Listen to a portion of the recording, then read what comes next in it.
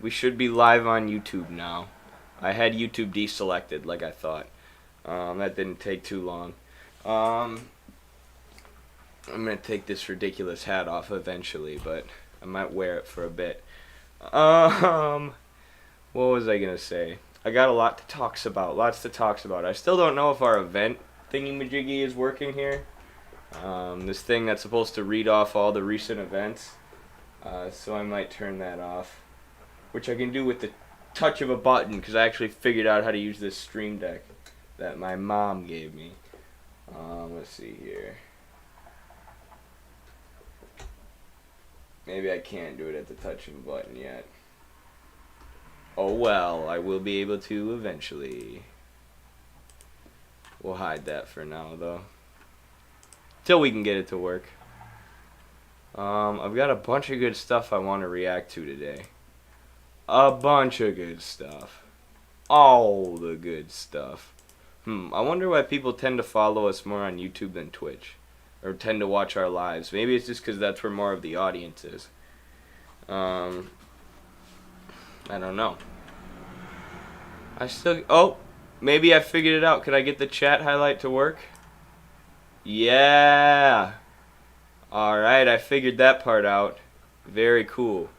I can now highlight your chats.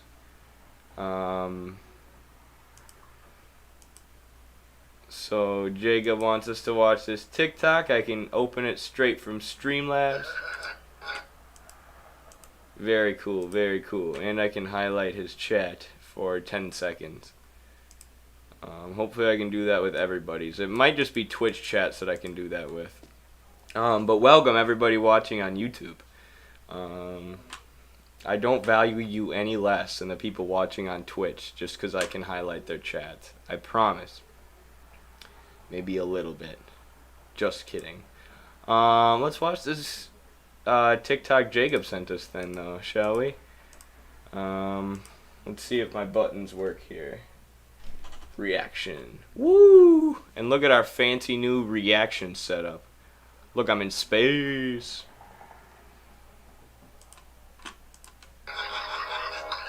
Oops. I also have to switch it over here though, otherwise you'll just be looking at that nice drawing someone made of me.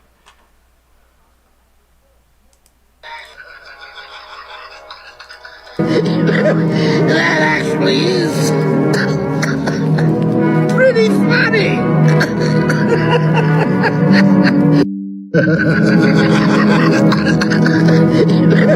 That actually is pretty funny.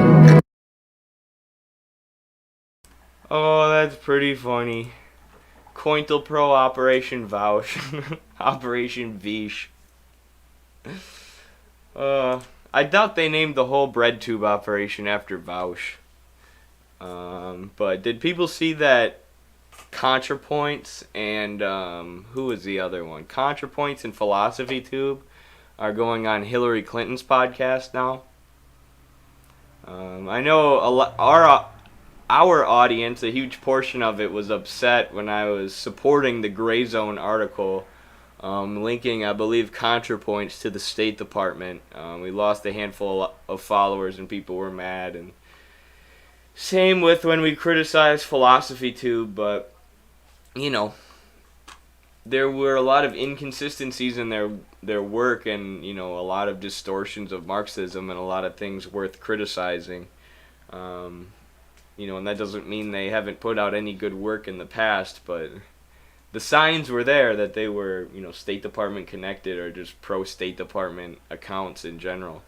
Yeah, and the most obvious ones are like these anti-China accounts like Serpensa or Lawai. And I don't know if they're directly or indirectly connected to the State Department, but really all they do is just anti-China content. And even if it's not, you know, boosted by the State Department, it's boosted by the YouTube algorithm and boosted by the Silicon Valley oligarchs.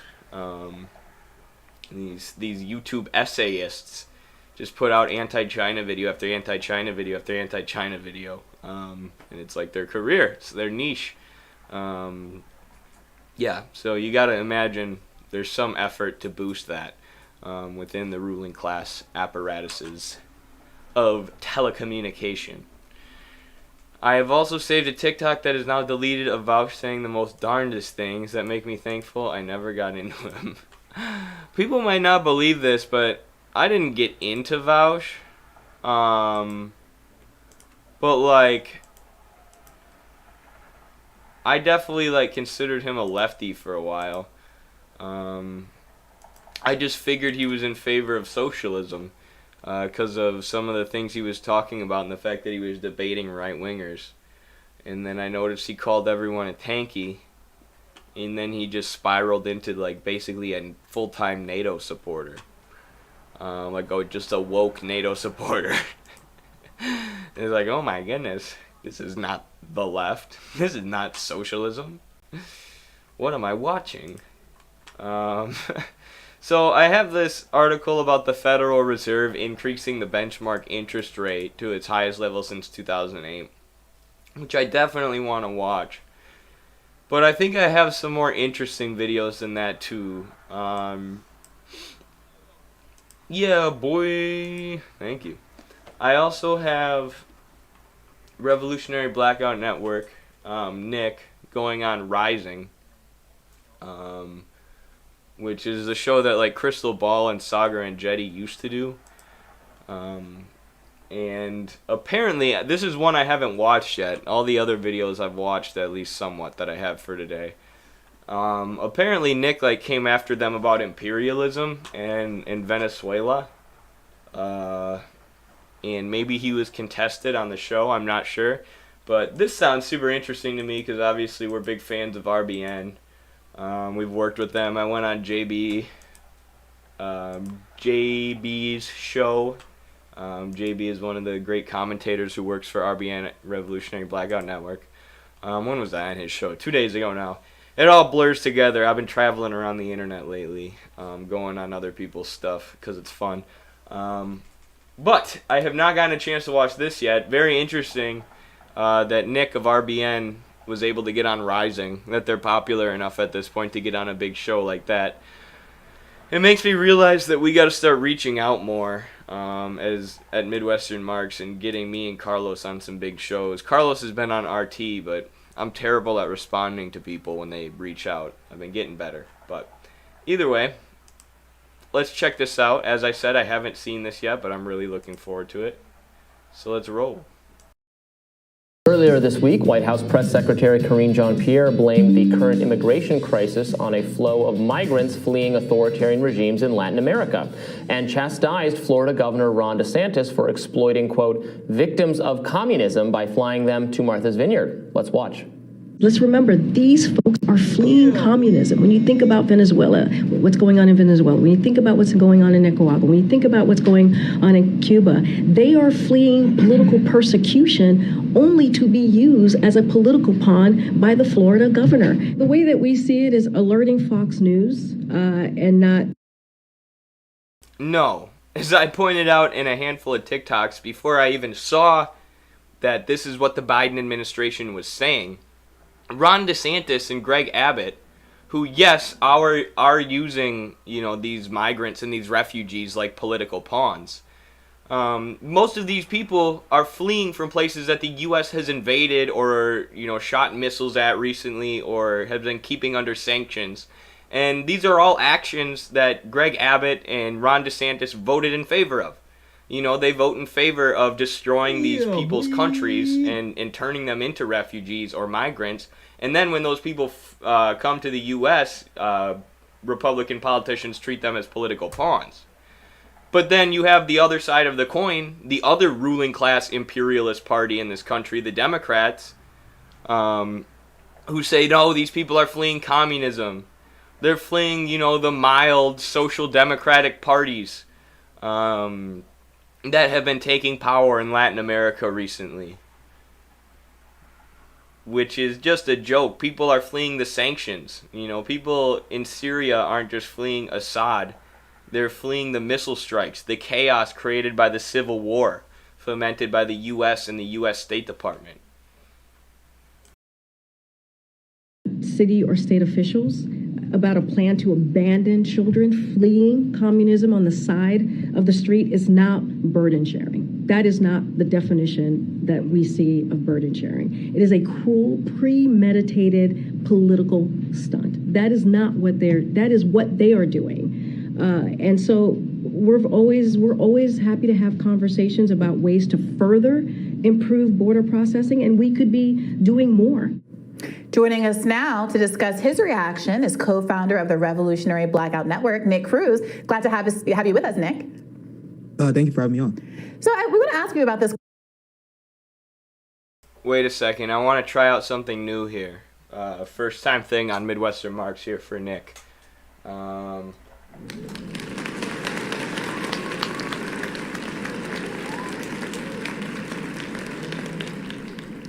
Alright, there's some applause for Nick. Thank you to my mom for buying me this Stream Deck and making that possible. Let's continue.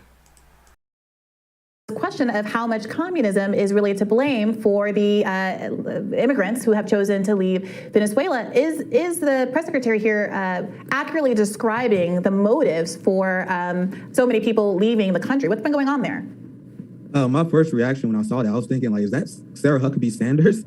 There's literally no difference there between the Biden administration messaging on this issue and Trump's messaging on this issue as well. There's no difference between a Jen Psaki or a Stephanie Graham or the Karine Jean-Pierre and the Sean Spicers. It's the same thing. The same way that U.S. foreign policy doesn't change between presidents at all. And the idea you're going to blame communism instead of U.S. intervention, all three of those countries she named are countries that the United States have put sanctions on and interfere with. And this is kind of the same thing that Chomsky was saying as well. When you look at Donald Trump and you look at Joe Biden, they mostly have the same foreign policy. And what was the political stunt that the Republicans were playing? You know, they sent immigrants to these highly progressive, highly democratic areas that were put on high security, where all the uppity liberals freaked out because there were immigrants there who, you know, these liberals supposedly love. They're supposedly the pro-immigrant party. But as Nick is pointing out, they're starving people and creating immigrants and refugees, forcing people to flee their homes, where the U.S. brings civil war, destruction, and regime change. So, you know, it's not like the Democrats are still to blame here. You know, they make themselves an easy target for these Republican trolls, as disgusting as those Republican trolls also are. When it comes from seeking regime change in Venezuela, sponsoring genocide in Yemen, cozying up with Saudi Arabia, funding and shielding the apartheid state of Israel, their hardline stance on Iran, and escalating with China, it's the same thing. It's the same thing. How can you blame an economic model for the failures and what happened to the citizens when you guys are illegally seizing their assets and not allowing them to sell their oil on the international market? You had the Bank of England, they just had a sham trial where they said, the $1 billion in gold that we stole from Venezuela, we had the right to do that. And it's very telling that you see the same colonial powers, whether it be the UK, Germany, and the United States, imposing their imperial conquest ambitions on the global South. And Gustavo Petro just announced that he'll be giving a fertilizer company, a petrochemical company, foreign asset owned by Venezuela in Colombia, back to Venezuela, because it was seized by Juan Guaido in the Venezuelan opposition when the U.S. declared Guaido the official president of Venezuela undemocratically with no support from the people. So their foreign assets in right-wing countries, U.S. ally countries like Colombia, were given to Guaido, which actually resulted in a corruption scandal because, wouldn't you know it, Guaido and the opposition started using the money they made from that company to fund their political ambitions, fund their political campaigns, to try and oust the democratically elected socialists. So, yeah, the U.S. has done everything that they possibly can to destabilize and starve out Venezuela, and now, of course, the U.S. State Department is throwing a hissy fit. They're throwing a temper tantrum because Gustavo Petro is giving this foreign asset back to Venezuela. The U.S. is like, how could you do this? You know, this is communism. No wonder people are fleeing. When in reality, people are fleeing because of the U.S. destabilization efforts, and the socialists are trying to bring about construction. The socialists are trying to bring about actual sovereignty and get the Venezuelan people's resources back and use them for economic development and social development.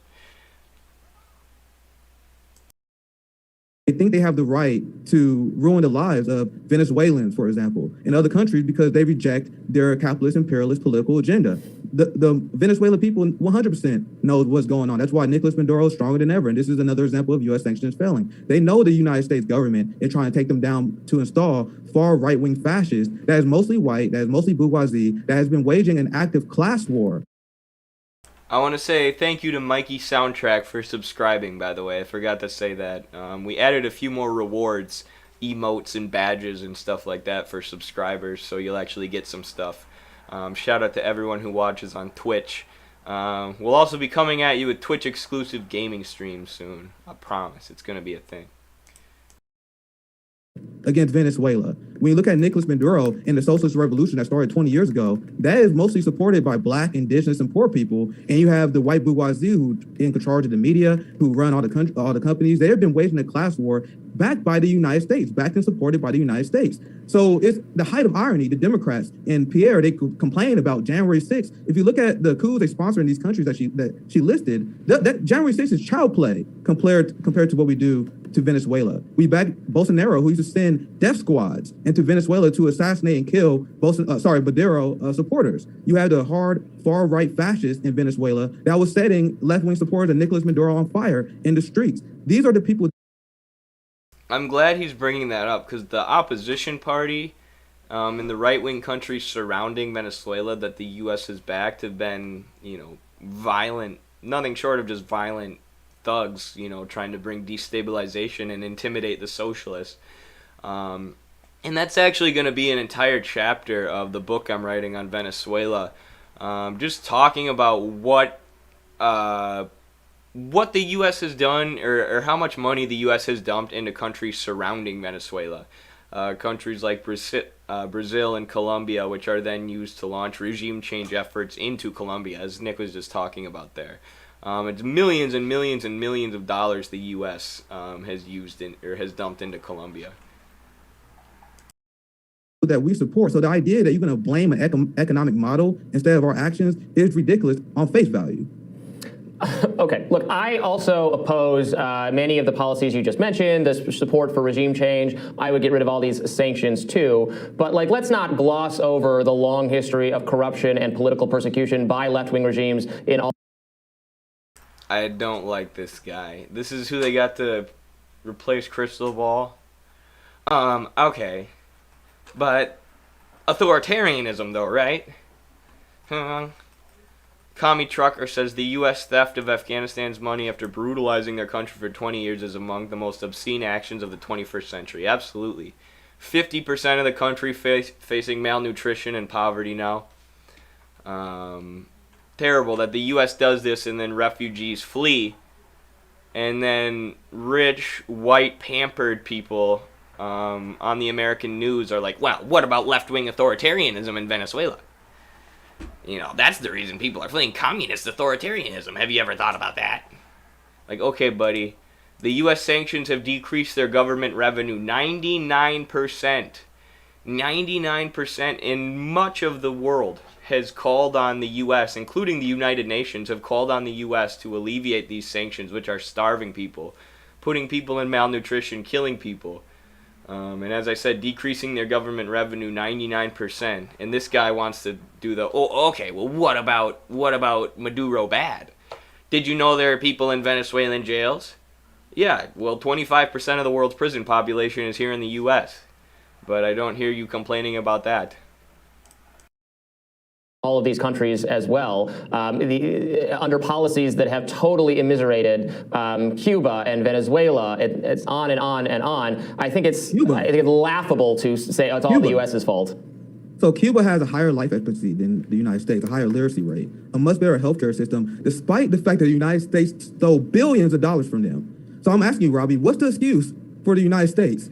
Of course, there are always missteps that governments make, but the United States is the richest empire that we've ever seen. 1 out of 5 children live in poverty in this country. If you look at Skid Row, I am asking you, what is the excuse for the United States? You have Venezuela, you have Cuba, you have all these countries that has been the victim of U.S. economic war that you guys call.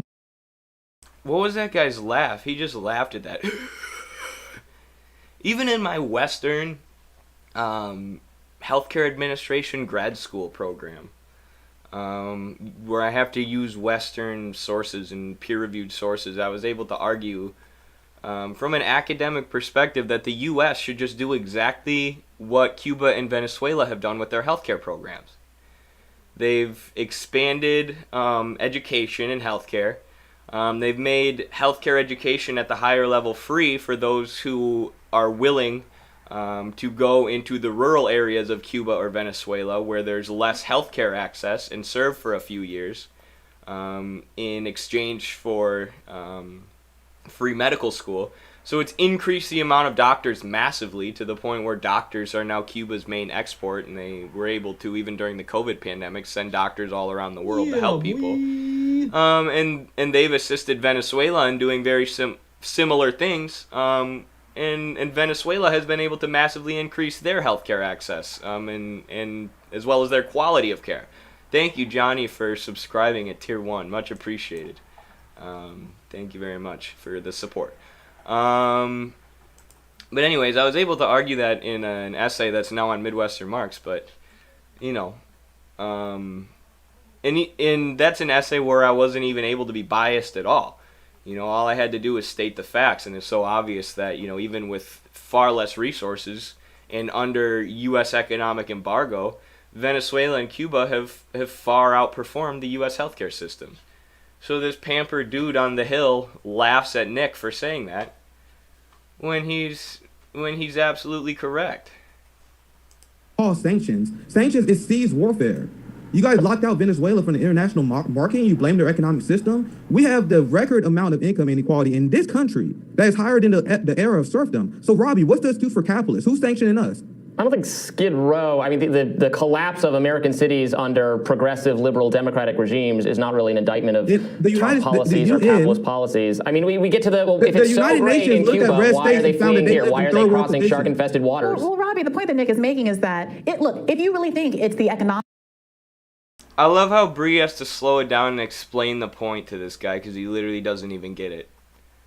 Well, Skid Row's not Venezuela. Liberal Democrats run California. He just, like, malfunctions and goes into talking points when presented with actual factual information. Economic systems in Cuba or Venezuela that are so destructive, why not lift sanctions, let them sink or fall on their own merit, and then we can have a legitimate conversation about whether communism fails. But what so many people on the left are frustrated with is that there has never been a communist or socialist government that has been allowed to freely test the model without the economic war, I love how you put it there, Nick, against them that basically rigs the game from the start. There's also never been a communist regime that doesn't imprison political dissenters, cause deliberate famine, kill millions of people. I hope Nick's about to bring up Julian Assange. I mean, what kind of argument is that at this point? The amount of U.S. whistleblowers like Assange who have been persecuted, imprisoned, and tortured for exposing horrific U.S. war crimes in the illegal wars that we started in Iraq and Afghanistan. And you want to sit here and talk about how it's okay for us to sanction Cuba and Venezuela, and the reason people flee those countries is because of communism, not because of the sanctions.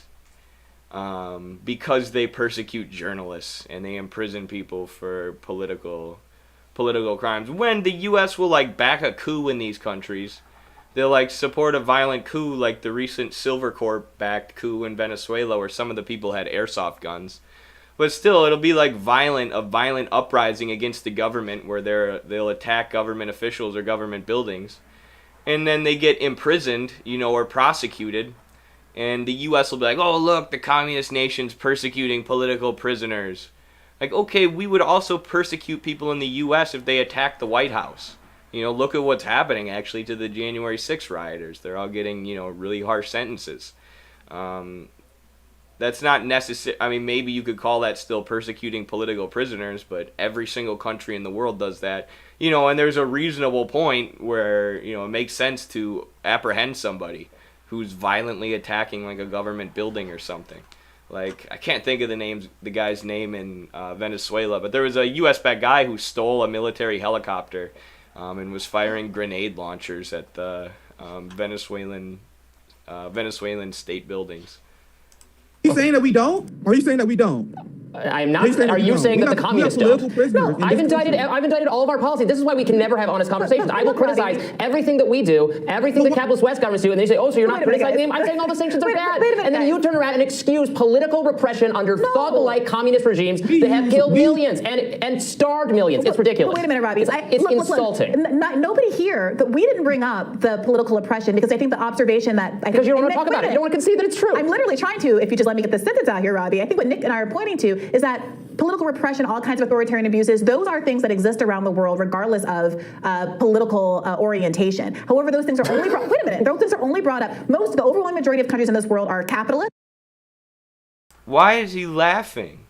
I love when these people laugh because they don't have an argument, right? Because they get presented with something they've never thought about before, like that, which is basically the argument that Engels made in his book On Authority, which is like 3 pages and was written in the 1800s and says every government uses authority, right? What matters is whose authority is being expressed. Which class? Is it the authority of the working class that's being expressed by the state? Or is it the authority of the ruling, owning capitalist class, or slave-owning class, or feudal class, whatever class is the ruling economic class at that time? So, you could point out state abuses any place in the world where the state has a monopoly on violence and the state has an authority, which is, every country in the world. Oh, we just got rated. Sweet. Autolina TV rated us with a party of 37. Wow. Thank you very much. If any of you are graphic designers, go ahead and help me out. Some people have been roasting my new stream setup, but I think it's pretty good. I hope you all enjoy this video. We're watching Nick from the Revolutionary Blackout Network on Rising dismantle some right-wing guy when it comes to Venezuela and Cuba and countries where refugees are fleeing because they've been victimized by U.S. imperialism, U.S. sanctions, U.S. economic warfare, and other reasons, only to be used as political pawns or political props by right-wing governors in the U.S. like Ron DeSantis and Greg Abbott, who have been sending buses of migrants to Democratic areas, even though those right-wing Republican governors vote for sanctions and U.S. imperialist actions, which are creating refugees and destroying people's homes and throwing them into chaos and civil war. And most of the bad things that are happening in this world are happening under capitalism. However, capitalism is never blamed for the bad things that happen in a country. Everything that happens in a communist country, per Karine Jean-Pierre's statement, is attributed to communism. You're talking about per capita. America has the largest number of people incarcerated, living in cages, in jails, and anywhere else in the world. Not per capita, but period. Despite it not being anywhere near the largest country in the world, we have more people in jails than China. And you can say and dispute Chinese numbers and what's true and what's false and blah, blah, blah, blah. But nobody can dispute the fact that we have an unprecedented and enormous mass incarceration problem. So this is not to excuse anything anywhere, but the point still stands. If you think that communism and socialism are such a unmitigated disaster, why is it that they have not been allowed to go ahead and run their own countries into the ground without American political interference? Yeah, we shouldn't have American political interference. Again, I agree. I say it every time on this show, but they would not be thriving on their own and have never thrived on their own. Look how hard Nick is laughing. They wouldn't thrive on their own. They have never thrived on their own. We don't know that. Brady Bunch guy, as someone in the comments called this dude. Hilarious. We don't know if a socialist country would thrive on its own because U.S. imperialism has tried to destroy every single one and has thrown all of their military power and economic power and resources behind destroying every single socialist country, every socialist experiment in existence. And despite that, they've still made all these massive achievements. Cuba has still abolished illiteracy and provided universal health care, and as we said earlier, sent doctors all over the world. The Soviet Union and China were able to industrialize and do similar things, abolishing malnutrition and illiteracy and homelessness. China today recently abolished relative poverty, and yeah, you can criticize things that those governments did. Nobody is saying they're perfect, but to say socialist countries have never thrived at all, and they would just completely collapse on their own, it's completely untrue. It's completely against all the evidence, and How can you even say that? Because the U.S. has tried to destroy every socialist country. So we don't even know. So you realize that U.S. Muted the wrong thing. Whoops. state policy when they put Cuban embargo on there was to destroy the economy because they didn't want to show an alternative to capitalism. If you capitalists are so confident that communism will fail, why won't you leave it alone, Robbie? Why won't you guys leave it alone? I mean, why I'm not won't in you guys charge of the cooperate with policies of the these country, countries? man. I would rescind But you all can't of the blame the sanctions system. tomorrow. Well, Nick, And you can't claim that these countries are also authoritarian, because imagine what would happen. And you saw Democrats right now prosecuting January 6th protesters. You had the CIA literally sponsor death squads in Venezuela that try to overthrow the president. Do you know what the United States would do if we did the same thing? So get real, Robbie. This is how the real world works. There's no such thing as overt authoritarianism. It's countries upholding their laws. Laws are a thing, Robbie. You can't overthrow a president without consequence. Laws are a thing, Robbie. Which is true if you look at the details of any of these people who the U.S. say the Venezuelan government is persecuting. Like, there are real examples on the ground. We covered last week, there are complaints from the Venezuelan Communist Party. The Venezuelan Socialist Party, Unity Party, is in power. But the Communist Party has had various complaints about political repression. And those are worth listening to, right? But the right-wing Venezuelan opposition figures that the U.S. claims are political prisoners or have been persecuted by the Venezuelan government are people like the dude I was talking about last time. I can't remember his name. I've done like 3 videos on him now, but who stole a government helicopter and fired grenade launchers at, Maduro and the Venezuelan government buildings.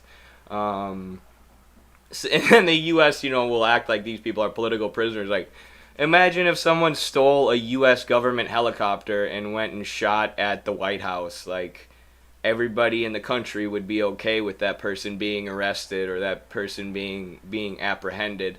And the Venezuelan police forces actually ended up in a shootout with that guy who stole the military helicopter, and he killed multiple Venezuelan officials, Venezuelan officers, and injured other ones with a car bomb before they apprehended him. So.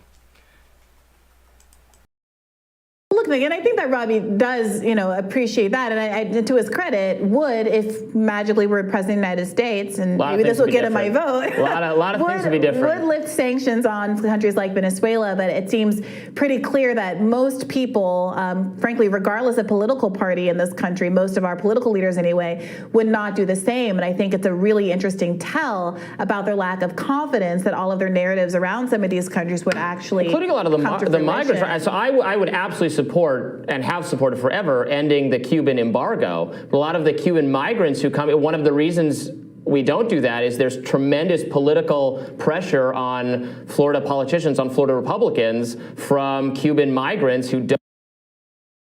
Which shows you the kind of migrants that are coming over, right? They're right-wingers, and there were a bunch of Cuban migrants who showed up at the Capitol riots.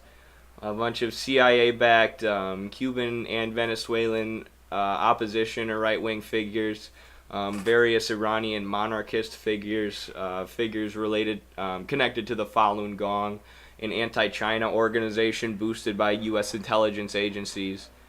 So there have been, all these right-wing groups who the CIA's backed over the years ended up showing up at the Capitol riots because a lot of them get exiled or persecuted in their own country because they're, CIA-backed agents trying to bring destabilization. And then they flee to the U.S., where they still have right-wing politics and where they pressured President Trump to put the embargo back on Cuba. Yeah. I don't understand how Brady Bunch thinks that's making his point. It's making his point worse. But shout out to Nick. For going on Rising and speaking the truth to him like that. I had a feeling he would do well, and he would run into some conflict if he brought anti-imperialist talking points on a sort of mainstream outlet like The Hill. So RBN continues to kill it, continues to do great work. They seemingly can't take any L's. It's unbelievable. Let's give them another round of applause, shall we? One sec. I need to unmute my speakers.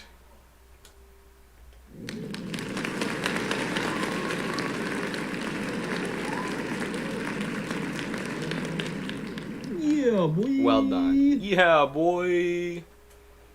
Alright, nobody make fun of me for my tech anymore. You know, we have a live studio audience now. I can signal applause at any point. You've never seen this kind of technological capability on a Marxist show before.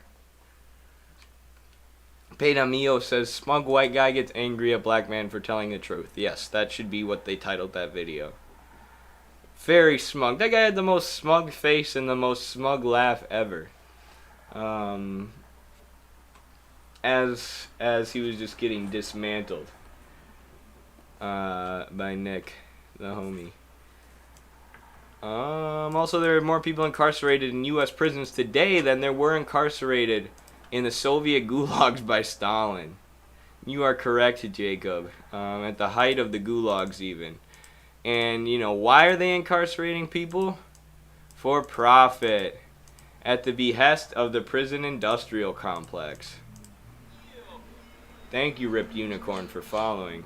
So, you know, these people try and act like socialism or communism are the drivers of mass incarceration or political prisoners or even prison labor, right? Because a lot of the people in the gulags had jobs or they worked, you know, and they're like horror stories or bad stories of people being overworked in the gulags for sure. But in the U.S., the prisons are the only place where you don't have to pay a minimum wage for labor.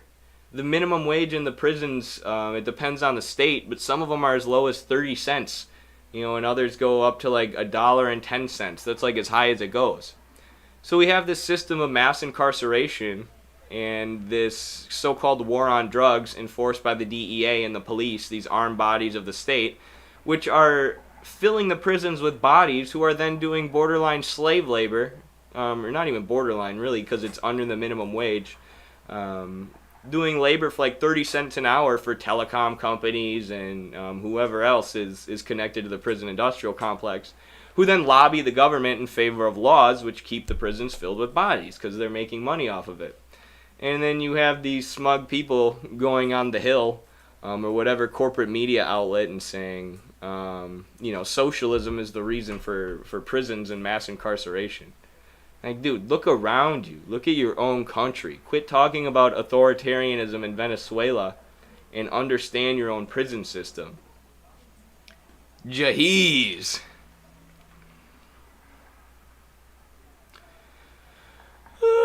I got paid 21 cents an hour as a lead baker for 400 inmates. Whoa, 41 cents an hour for a leading job in the prison feeding all those people.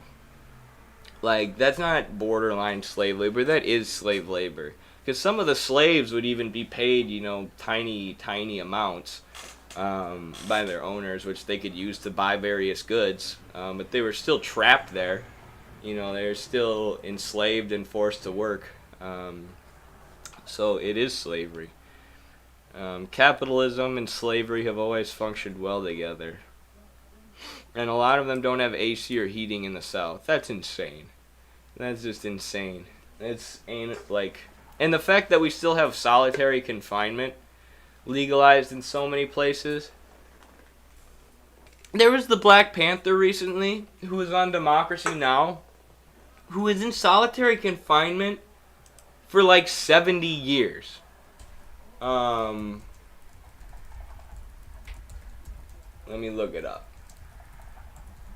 Because it's worth saying this guy's name. Albert Woodfox. Sorry, not 70 years. He died at the age of 75. But he spent 43 years in solitary confinement. 43 years with very, very, very limited interactions with other human beings.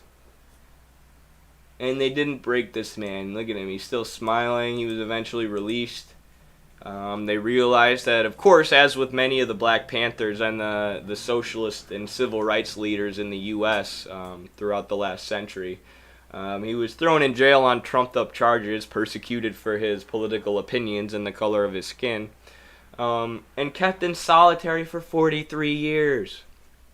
I mean, that is torture, plain and simple. And then, you have these people who want to talk about people are fleeing Venezuela or China or wherever else because of political persecution. They're fleeing to the U.S., where we, have political persecution that puts people in 43 years of solitary confinement. I mean, it's one of the most disgusting things I've ever heard. And I don't know, it makes you realize, like, sometimes we spend a lot of time online, and, we try and prevent this, but a lot of people kind of treat socialism and communism just like this online subculture. This kind of social group of people where we meet online. And when I see stories like this, it makes you realize like how serious socialism is, right? Like how serious these people took the fight for socialism. And, the Black Panthers, once they actually started making gains, really helping people meet their needs and educating people and organizing people by class on a mass scale, the U.S. started killing them and throwing them in prison. The government did. And it makes you realize how serious like actual organizing is, which I'm starting a chapter right now in my area, so or a CPUSA club. So yeah, we'll see how that goes. Hopefully the CIA doesn't crack down on us, but if they do, I guess that means we're doing the right thing, huh? Didn't he die recently? Yeah, he just recently died, which is why Democracy Now! Was publishing about him again. Terrible what they've done to the Black Panthers, absolutely. And also women were slaved and chained to the ugly chains of misogynistic patriarchy. True. I heard bad news about the CPUSA leadership. Well, whatever your thoughts on the leadership, ultimately the party follows democratic centralism. So, if you can get in on the ground level, educate people, organize people, recruit new people to the party, you can change the way that the party operates and change their strategy, the way that you and the working class people around you would like to see it. And they give a lot of autonomy to the various clubs and various chapters around the country. Kind of let them set their own agenda and strategy based on their local politics. You can also influence it that way. Yeah, that's my stance on CPUSA if you have disagreements with their leadership. Alright, I want to react to some Hassan Piker so I can try and go viral. I looked at our YouTube analytics the other day, and I'm like, every big viral video that we have is us like responding to someone or reacting to someone or getting involved in some drama. So I'm just gonna try and do that more. I'm just gonna try and fight every other streamer on the internet. I'm really gonna try and lobby to get involved with some celebrity boxing, and it's all for the revolution, It's all for the sake of class struggle and the struggle for socialism. So, this is Hassan Piker reacting to Ben Shabibo, as he calls him, Ben Shapiro, and rarely if ever do I agree with Ben Shapiro, but here he's talking about Joe Biden's speech, and the more I watched this video, the more I realized I kind of agree with Ben, maybe even a little bit more than I agree with Hassan on this, because they're talking about Joe Biden. And I feel like Hassan is just going really easy on Joe Biden here, and I don't know. We'll watch it, though. I won't watch too much of this, just a little bit so we can get the picture, but yeah. This also looks ridiculous because I'm reacting to a reaction video. It's like the Bo Burnham special where he's looking at a reaction within a reaction, reactception. And then later, Carlos and I will be on reacting to my reaction video of Hassan reacting to Ben Shapiro. So stay tuned for that. Gave the most demagogic, dangerous speech I've ever Dude, that's hilarious. heard from an American president, truly. And a lot of people out there right now on the left side of the aisle screaming about Donald Trump and his January 6th speech. I really hated Donald Trump's January 6th speech. But what Donald Trump did not do in that speech is declare that half the country was the enemy. He did not declare that half the country was fundamentally opposed. That's really interesting that Ben says this because neither did Biden, which he should. I think he should because they are. And also, not only is half the country, and not even half the country, but all Republicans are kind of an enemy to the prosperity of America. Let's be real. It's true. It's just true. Ben Shapiro, greatest enemy of all time. If you are an accelerationist, okay, if you want America to fucking crumble, then vote Republican because they will ensure that it happens, okay? They will starve out the masses to a degree. Okay, but here's what Hassan and these sort of leftist socialist, or I guess rad-libish socialist, and I think Hassan is mostly a force for good. But I think what they're missing here is that when Biden says that he's going to crack down and censor these people who are political extremists and a threat to America, what he's using as a scapegoat is the MAGA people and the January 6 people, the sort of radical right-wing Republican extremists with a pro-Trump ideology. But what's actually going to happen, I mean, sure, they might censor and crack down on some of those people, but they're mostly going to crack down on the radical left. They're going to crack down on the socialists and the anti-imperialists, and they've already been doing that. Consortium News has covered this well, as has Mint Press News. There have been multiple bot campaigns organized to influence social media sites in favor of U.S. imperialism, in favor of dumping more and more weapons into Ukraine, inflaming U.S. proxy war with Russia. There have been multiple accounts like Mint Press News who are blocked off from their PayPal accounts, blocked off from their source of funding, under accusations of being Russian propagandists and taking money from Putin with no evidence. There's been all these steps to sort of crack down on dissent and crack down on anti-imperialist voices, claiming that they're extremists and puppets of Putin, which is the exact same thing they're saying about the MAGA people and the Trump people. So, by cheering on as socialists, by cheering on, Biden and the state increasing their powers to crack down on MAGA people, I think we're shooting ourselves in the foot, and we're actually cheering on the state cracking down on us as socialists, which is what's actually going to happen because the state under Biden, who is a puppet of the finance capitalists and is an imperialist himself, is a dictatorship of the bourgeoisie, the owning class. And it's going to be used to suppress dissent and socialism. Where, there is no solution other than some kind of accelerated and potentially violent, not revolution, but, like some kind of fascism that will inevitably crumble this empire. Brandon, on the other hand, was too big of a pussy to actually say it as it is. So he just did the classic, oh, well, not all Republicans, Jack. Some Republicans, a small percentage of Republicans are MAGA Republicans, right? Like he said that, but it doesn't matter. He attacked, I thought wrongly, the quote unquote political elite who had skewed the election or whatever. But what he didn't do was label half the country, people who were just political opponents, his actual enemies. He didn't actually do that on January 6th. Someone mentioned Ben Shabibo's eyebrows. Holy cow, I just noticed those boys. Them boys are some caterpillars. Holy crap, they are fluffy.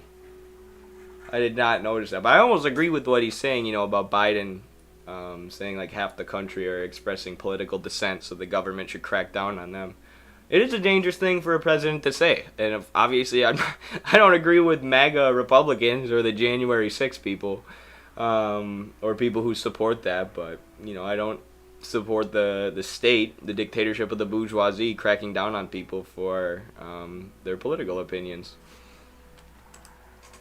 And when he talked about the press. Yeah, no, totally, dude. Yeah, Donald Trump's January 6th speech was better than... He's like, I hated it, but it wasn't as bad. It's like, dude, shut the fuck up, dude. 20 Republicans are so offended at being called semi-fascist. You see this Matthew Hassan compilation of them doing the same. Bro, they're calling him a fascist while they're offended at the semi-fascist designation. That's what I'm saying. Like, there has never been a time in the history of the Republican machine where the Republican Party hasn't been like, Democrats want to kill your fucking children. They want to kill white people. They want to do white genocide. They're all pedophile vampires. Like, there's never been a time when they haven't said that. Okay? It's just pure hypocrisy. And they're also little babies. So just enjoy it. I love when Ben Shapiro's like, I didn't like what Trump had to say on January 6th, which was a literal fucking insurrection, a failed one, but still. But also, you know what's bad? When Biden said that guy and those actions are an inherent threat to American democracy. That is unacceptable. That's real fascism. What the fuck, dude? What do you mean? I mean, I don't like the fucking guy. I think Biden is a Yeah, but what is the main thing Biden's pushing right now?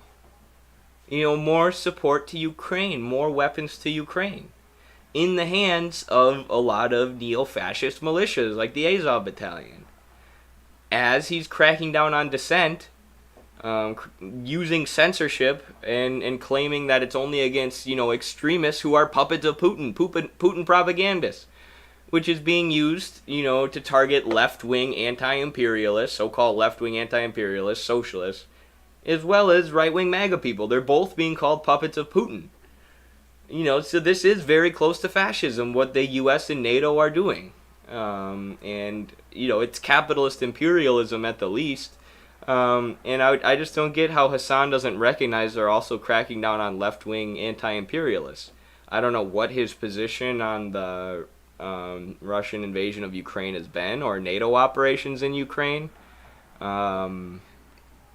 But, yeah, I wish he would talk about the way that anti-war and anti-NATO voices have been censored throughout this whole thing. feckless conservative Democrat who has been really, really awful. Historically speaking, his tenure in the Senate has been god awful to this fucking country. He is the architect of not only the crime control bill, which was devastating for so many marginalized communities, but he has had so many anti-drug, the war on drugs policies that he passed with actual literal white supremacists were horrifying. We are still reeling from the aftershock of said reactionary legislation. I hate him, but you're fucking ridiculous if you turn around and you're like, oh my God, I can't believe he said that the Republicans are bad. He is saying half of the country is so bad. This is so divisive. This is so divisive. Suck my cock. There's never been a moment where you haven't been divisive. Calling that out adequately is actually appropriate. It's the one time when he's actually being correct. Ben Shapiro should never. I mean, it is divisive to call half the country, political insurrectionists and say that they're a threat, they're a danger to the country, and it's reminiscent of what Hillary said about the basket of deplorables. And it kind of shows how Democratic elitists and liberals think about, Trump supporters. None of them are working class people who were tricked into voting for Trump because he said he was going to end the wars and bring jobs back. They're all just a bunch of racists and a threat to this country. And when Joe Biden gives this speech talking about cracking down on extremism and dissent, where he's surrounded by the U.S. military with these really creepy aesthetics, he's only talking about MAGA insurrectionists and, evil MAGA people. He's not talking about cracking down on anti-imperialists, even though that's what he's been doing in reality. So yeah, I just thought that was interesting. I mean, obviously I don't agree with what Ben Shabibo is saying. Because he's like, Biden is going to crack down on conservatives. It's the worst thing ever. Conservatives are actually right. Because they're not. But what Hassan should be pointing out is that Dark Brandon's authoritarianism is going to be targeted at left anti-imperialists. And there's no way that Dark Brandon is exclusively going to crack down on right-wing extremism. Dark Brandon is funny, though, I gotta say. I'll give it that. Okay, this one's good.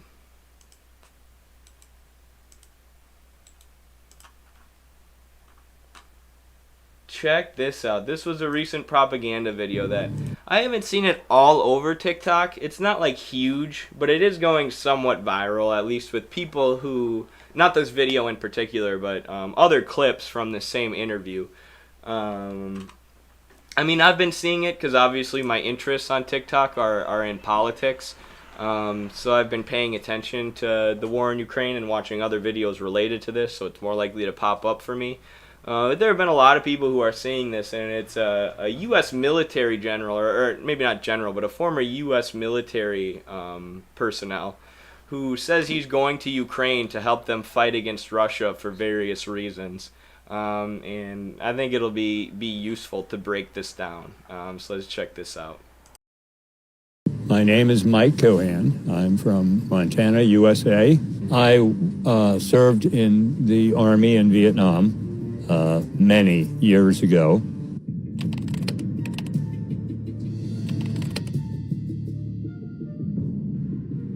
So what has been done to you is the greatest injustice. I have this, and I want to give it to Ukraine. I believe that eventually the Russians will use chemical weapons. They always do, especially when they're backed into a corner. And you are being very good at backing them into a corner. And I want to help you to prepare for it.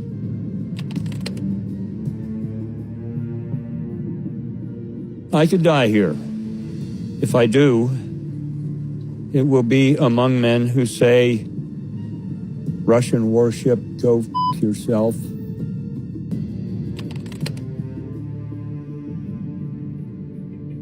Putin made the mistake of sending slaves to conquer free men. You've had 30 years of freedom, and you love it. You're not going to give it up. Not in 3 days. Not in 5 days. Not ever. Not ever.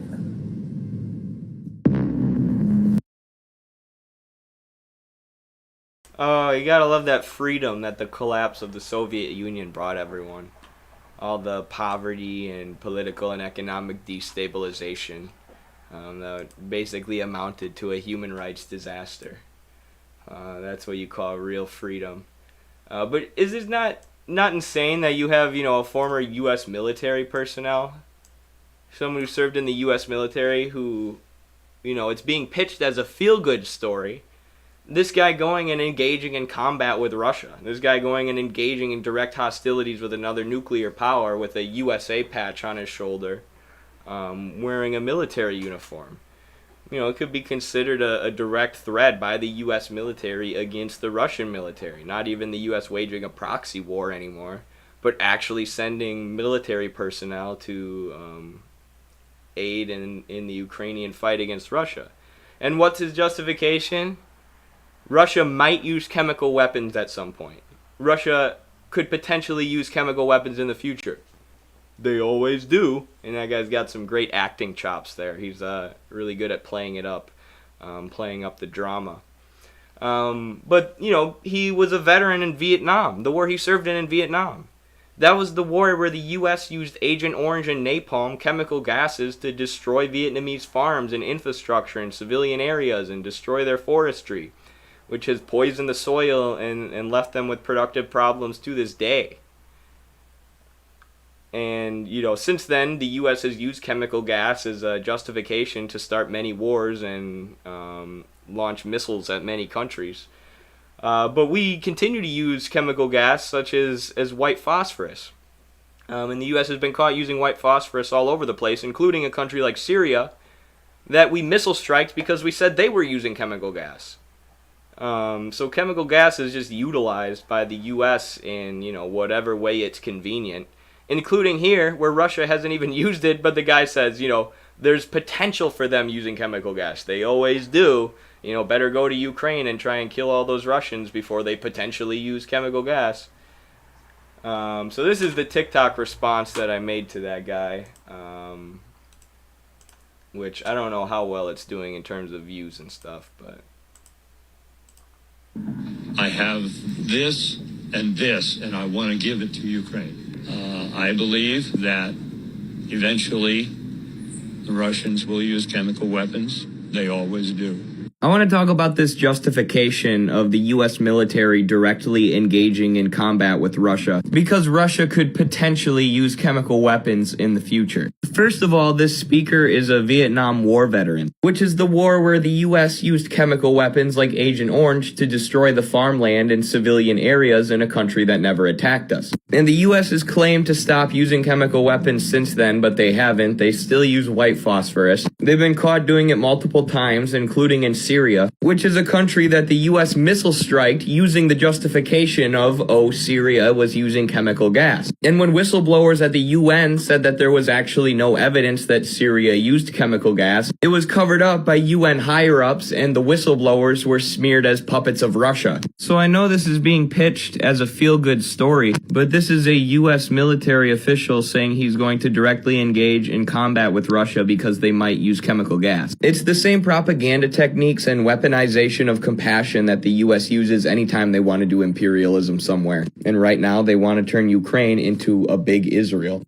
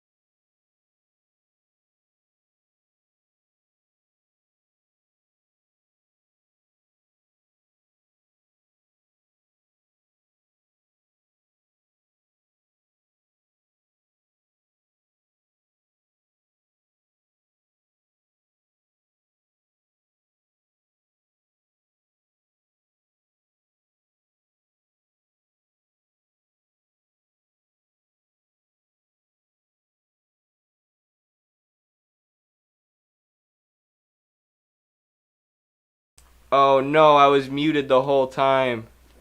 That sucks. Oh, I was going off too. Dang it! I was saying, I'll summarize what I said. This YouTube comment says, this guy is whatever, but he's spreading propaganda so Western young people would volunteer to go fight and die in Ukraine, a country they didn't know existed till now. It's terrible. Which, yes, exactly, I could not agree more. That's the worst part about this, and the Western media claims that they're not encouraging people to go fight in Ukraine. They're not encouraging people to join the Ukrainian Foreign Legion. But they absolutely are, and you see videos like that where the clear subtext is be like this guy, you know, lay down your life to fight Russians in Ukraine. And if you learn about what's going on in Ukraine, or if you get your information from actual sources, people who are actually doing their best to tell you what's going on the ground in Ukraine, you know that the Ukrainian Foreign Legion, the people who go to Ukraine and volunteer to fight, are being used as cannon fodder. Because these people aren't trained, and the Ukrainian military doesn't want to waste limited resources and guns on people who are untrained. So they basically just use them as a diversion. You guys run this way, and when the Russian artillery attacks you, the actual trained Ukrainian military will attack. So this guy and the U.S. media encouraging people to go join the Ukrainian Foreign Legion are essentially sending people on a suicide mission, sending people to their death, which people have been going and joining the Foreign Legion and dying. And there have been multiple videos leaked of Westerners in Ukraine who look like they play too many video games and don't know what war actually is, taking videos and freaking out and telling people not to come to Ukraine, that they're being lied to and that they're being sent to their death. So this kind of stuff is really disgusting and dangerous and sad. Which the fact that the U.S. is continually trying to prolong this conflict in any way possible is sad for everyone involved at this point. Sound came back when I refreshed the page. The sound should have come back regardless, but I'm glad. Video from Ryan Chapman. I believe I have that one written down, Jacob, to look at some point, but it's a 50-minute video, so I probably won't watch it today. I'm going to do my own voiceover. Yeah, I would appreciate that. Just voice over the part where I was muted there.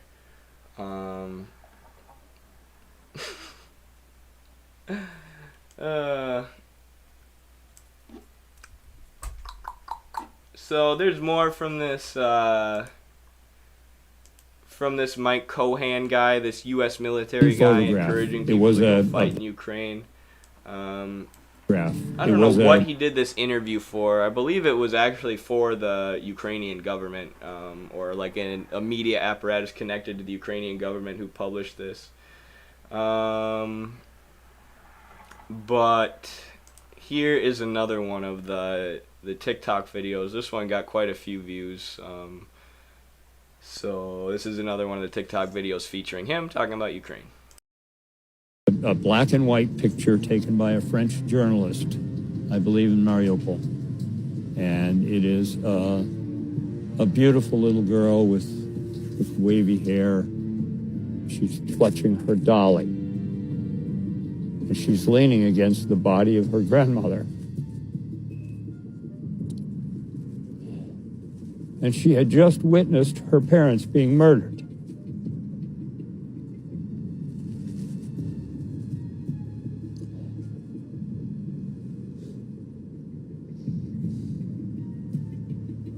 That ain't right. They can't do that. They're not allowed to do that. War is soldiers fighting soldiers. What they are doing is not war. If I could kill them all myself, I would. I'm too old, and I can't. Again, this guy has got some acting chops. And the weaponization of compassion is unbelievable. You know, no discussion of the homes that were shelled and continue to be shelled in the Donbass, or the trade unionists burned alive in Odessa during the Euromaidan protests, or the fighting done by right-wing NATO-backed militias. No mention of that or the civilians they've attacked. Just the claim that Russia is unprovokedly slaughtering Ukrainian civilians, and the usage of a story, which may be true or may not be true, and the usage of tears to weaponize people's compassion and get them to hate Ukraine. When, as we just pointed out, and as a comment we just got pointed out, basically what this is doing is encouraging young people to go to their deaths, right? Encouraging young people to go fight and die in a war that they don't understand. As he's, saying that you should go do that because Russia is leaving young people without their parents. Which, war is terrible, of course. But to act like it hasn't been NATO and the U.S. and the U.S.-backed forces, also inflaming this conflict and doing the majority of attacking civilians and, using civilians as human shields, is ridiculous. You're weaponizing compassion, which is an age-old trick of the U.S. imperialists and the U.S. imperialist media to weaponize compassion and make you feel like you're a bad person if you don't support our war effort. You're a bad person if you don't support what NATO is doing. NATO's defending little girls who are clutching their dolls against the big bad evil enemies. And one that Michael Parenti points out in To Kill a Nation, the attack on Yugoslavia, is this picture, which was taken of a Bosnian man at the border, I believe. And this was just a man, he was suffering from some kind of disease that caused his muscles to degenerate.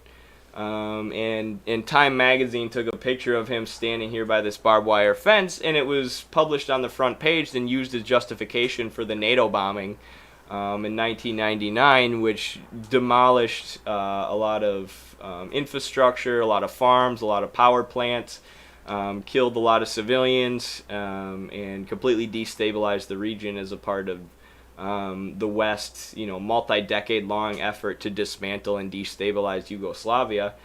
So they basically used this picture to claim that, this was a concentration camp and that this is what NATO was fighting against. That's not what it was. The context of the picture tells you that this is just a man who had a disease that caused his muscles to deteriorate. But Time was able to capture it in a way that weaponized people's compassion, used people's compassion to get them to support the most heinous, murderous, imperialist acts imaginable, like NATO's carpet bombing of Yugoslavia. Another great example, this is the classic example, right? The Kuwaiti ambassador, or the daughter to the Kuwaiti ambassador, the Naira testimony, where she came out and testified that these horrible Iraqis under Saddam Hussein were taking babies out of incubators and leaving them on the ground to die. Killing babies! Where is your compassion? Don't you support the U.S. sanctions in Iraq and the Gulf War, which would go on to kill hundreds of thousands of people, which Madeleine Albright would say is worth it? Where's your compassion? You need to support these U.S. imperialist actions against these evil Iraqis. Well, it turned out this entire testimony was a lie. This girl was the daughter to the Kuwaiti ambassador, and the story was completely fabricated with the help of U.S. intelligence agencies and Kuwaiti intelligence agencies. But at the time, it was enough to sway public support in favor of warfare and in favor of increased interventionism. So this is why you need to have absolutely no compassion and just become an unthinking Marxist robot. Just kidding. But understand how these liberals and how these imperialists and propagandists will play on your emotions. Scott Ritter the other day, he was on the Richard Medhurst show, or he was on the Gray Zone, or one of these outlets, journalistic outlets that I like. And he was saying that Russia has horribly lost the information war, or I guess you could even call it the propaganda war. And I think it's because the West is just really good at it. The West has all these media apparatuses, which are super good at creating public consent for whatever the U.S. empire is doing. Versus Russia probably wasn't ready for that. And they put their efforts elsewhere.